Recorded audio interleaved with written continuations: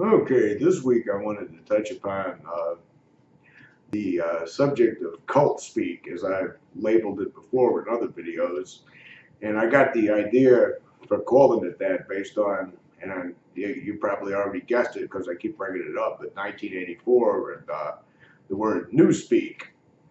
In fact, I may just end up going ahead and doing a video about 1984 and Orwell since I keep bringing that up.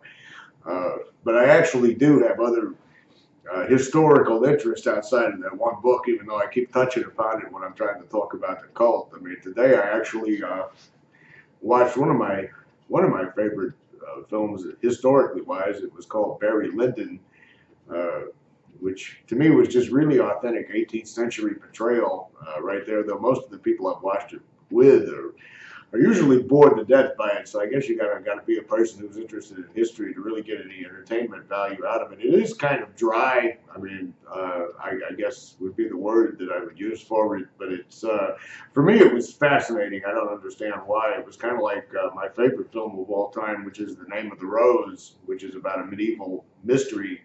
Uh, Again, it was really fascinating to me, but it bored everybody else that I knew of that saw it to tears. But anyway, uh, before I could launch into cult speak and talk about, I think everybody already knows what I mean by cult speak. Quackaholics Anonymous is loaded with it. You know, thought-stopping cliches, thought-stopping slogans, summing everything up in these little bitty sentences, having answers for everything that fits into this neat little pattern. And uh, I thought I would go into the history of Newspeak in Orwell's terms of 1984. The goal of Big Brother and the Party was creating kind of a new version of the English language, and they were going to call it Newspeak. Newsweek, Newspeak. It's what I thought of when I first read the book. I mean, you know, it just looked like Newspeak to me at first, and it was some high school teacher, I think, that kind of satirized it by calling it Newsweek. But I'm not making a political statement; it was just the similarities. But what the goal of Newspeak was to do is it was supposed to limit the English language. It was, as one character in the book put it, it was the destruction of words, not the creation of new ones. You know, most of the time with a language, especially if it's, you know, descriptives, adjectives, the ability to form more complexities and say philosophical thoughts, I guess, is one of the more advanced things of learning any foreign language. You know, there's some abstract concepts. I speak uh, German pretty well, but there's some abstract philosophical type concepts that I wouldn't be able to hold a conversation in because of the fact that I don't have the sufficient vocabulary to voice it. And that kind of is what the purpose of Newspeak was all about, because they were going to limit the English language. They were going to limit the vocabulary. And ultimately, what they were going to do was limit your ability to think. Uh, in fact, it was mentioned at one point that there would be no way you could actually argue against the totalitarian rule of the nightmare society of Big Brother because you wouldn't have the concepts or the thinking abilities to formulate any kind of words to talk against it. Because the destruction of language was ultimately going to narrow everybody's minds down to the point that they wouldn't be able to grasp, even if you thought there was something fundamentally wrong with what Big Brother was doing, you wouldn't be able to argue against it. You wouldn't be able to publish subversive literature. You wouldn't be able to come at it in any kind of way because you wouldn't even have the sufficient language to do so. In fact, it was also brought up in another Orwell novel, a popular one called Animal Farm, where it said they wanted to speak out against the totalitarian type system, but they didn't have the command of language to be able to vocalize exactly what it was they saw that was wrong with everything.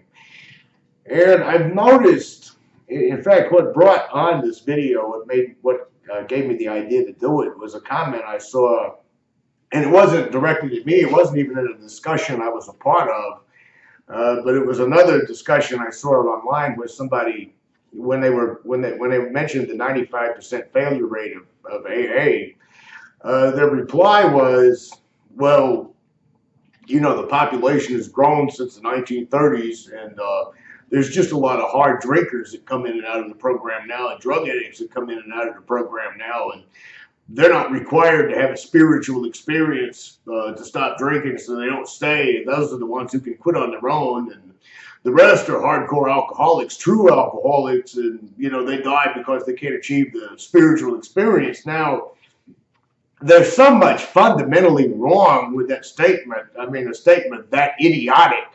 There's so much fundamentally wrong with it that it would take forever to try to take it all apart. I mean, you're making these grand assertions. You're saying things that you couldn't possibly know with no basis in fact, no basis in reality. And yet, I came really close to losing my temper and actually commenting on that thread, but then I realized that it would be a complete and total waste of time, because the person I would be arguing with would be completely clueless, or maybe pretending to be clueless. I mean, who really knows with these people? What I'm getting at, when you bring up things like logical fallacies, when you bring up making statements like those that quit without the need of a spiritual experience has no any sort of empirical evidence, any kind of scientific basis, or any kind of rationale or reasons behind saying it, that it's just a meaningless assertion that anybody could say in regards to anything. You could say something along the line of, maybe a lot of people don't like certain movies because they're not to the higher plane of spirituality to truly understand the messages of them. See, anybody can make an absolute statement. But an absolute statement is just that. It's an absolute statement. I mean, it's just an assertion. But it got me to thinking about how the AA cult really limits your ability to think, to really discern things at a critical level. In fact, a long time ago, I don't remember who it was I was talking to about it, but they said that if there was one important factor that you could put into education above all else, what would it be? It was one of those it's kind of almost like the sitcom Cheers. You sit around with some people, you get to drinking, and all of a sudden you got all the answers to the universe after you've had about 8 or 9. And I remember saying, and I'm no master at this, but I remember saying, if it were up to me, like if it was up to me when it comes to dealing with education, not that I'm qualified to make a statement on that, but it was just one of those armchair discussions where everybody's kind of drunk and kind of stoned and they don't know what they're really saying. But I said I would impart that from a very early age up, you should probably try to teach kids critical thinking abilities, not necessarily what they should know or what they should think, but exactly. And it sounds kind of silly unless I was going to go into really deep detail about it, but how to actually analyze and process information and think. And critical thinking is not something I grew up with, certainly. It was not something that was in my household as a kid. As a matter of fact, I mean, coming from a very religious background, I probably, was guilty already of the absolutist type of thinking, the black and white, it's got to be this way or no way at all kind of thinking. The idea that everything could be categorized and put into a neat little box, and that there's some kind of answer for everything, I'm going to say was probably drilled into my head a lot more. In fact, it might have been one of the reasons why I was susceptible to the AA cult when I first joined it. I mean, I'm not like no scholar. I'm not no, professor or anything like that, but I am pretty well read. And I've always liked to read. That was another thing that kind of bothered me about AA. They discouraged reading. There was almost a jealousy whenever I would bring up something I'd read in literature or something like that. They'd say, "Oh, they think you're so much smarter than us," or something like that. It's an anti-intellectual movement, which all cults, in my opinion, I'm making a sweeping encompassing statement, but I believe it's fairly accurate that any religious cult is going to be anti-intellectual. It's definitely going to be anti-critical thinking. Otherwise, it couldn't get people to surrender their wills and turn their lives over and to stop. What is the one thing AA tells you to do? It tells you thinking is bad for you. It tells you that thinking is an evil thing, that it leads you into jails and institutions and death. It threatens you that thinking is bad for you.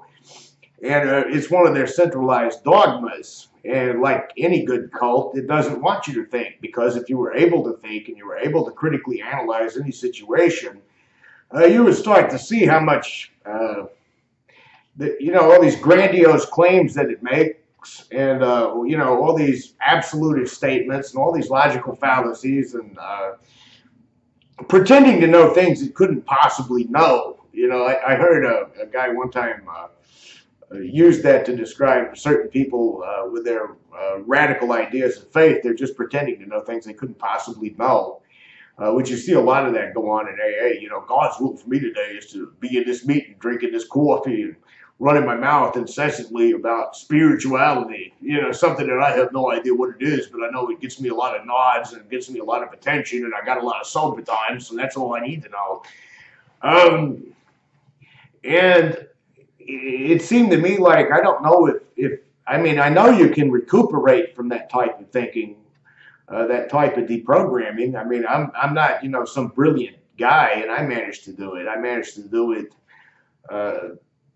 Well, actually, my first introduction to it was, looking at a site like the Orange Papers that pointed out a lot of things to me that, on some level, I think I always knew, because I remember when I would read certain statements and I would look at certain articles on there, I would think to myself, something that makes sense. That is true. I hadn't thought of it like that, well, but it's true. In fact, I'm not going to say that was a key thing for what I believe critical thinking, which is what I kind of strive for today. Not in everything. I'm irrational in a lot of things. I'm emotional. I'm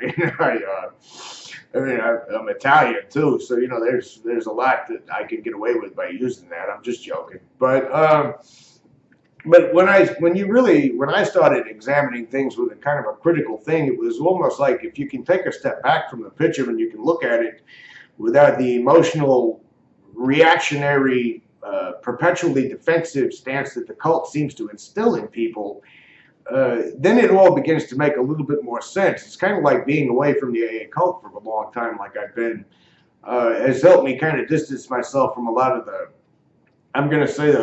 more knee-jerk reactionary feelings I would have about it. I still get very pissed off when I'm dealing with some irrational type cult member, but it really struck me when I read that comment that caused me to sit down and make this video about, how limiting it is in thinking that these people seem to be operating. They seem to be operating off this flawed premise that everything that's uttered out of their holy big book is some kind of sacred truth that's written and chiseled into stone and cannot be argued with and cannot be questioned and cannot be refuted in any kind of way. It seems like it really limits the abilities. You've almost got like tunnel vision. Well, it is tunnel vision. It's not almost like. There's no almost like to it. It is tunnel vision. Because you cut out all the other possibilities, except for the fact that you keep going back to the basic premise of the cult is absolute. The cult is the ultimate authority.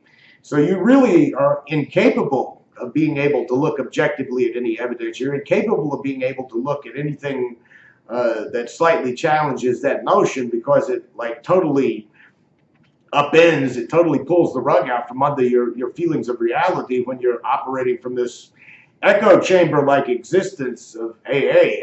All you hear in AA is the same like-minded opinions, the same slogans, the same cliches, the same readings, time and time again, to the point I think somewhere along the way you actually seem to lose any kind of way of actually formulating any kind of thoughts outside of it. I seriously wonder if long-term exposure to it, like so many have gone through, if it doesn't actually affect their cognitive abilities at times. I'm not saying that it's impossible to recuperate from that either. Recuperate may be the wrong word from it. Recover, I guess. I don't like using the word recovery.